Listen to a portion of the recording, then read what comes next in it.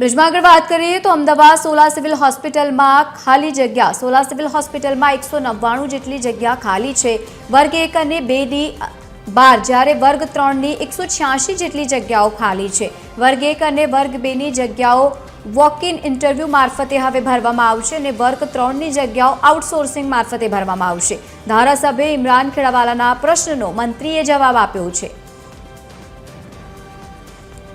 વધુ માહિતી સાથે સંવાદદાતા મૌલિક ઉપાધ્યાય જોડાયા છે. મૌલિક, જે પણ જગ્યાઓ હોસ્પિટલમાં ખાલી છે, આવનારા સમયમાં તેને ભરવા માટેની પ્રક્રિયા કેવા પ્રકારની રહેવાની છે?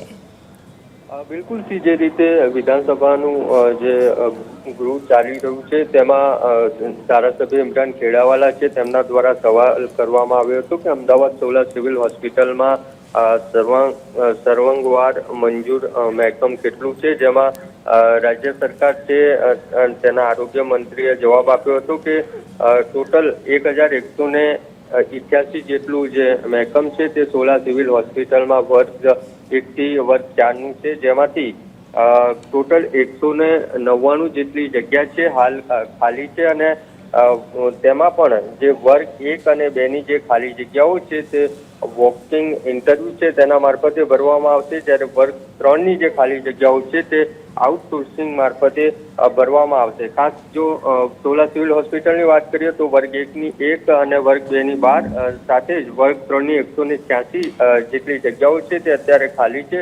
આમ ઇમરાન ખેડાવાલાનું આરોગ્ય મંત્રી છે તેમને વિધાનસભામાં જવાબ આપ્યો છે.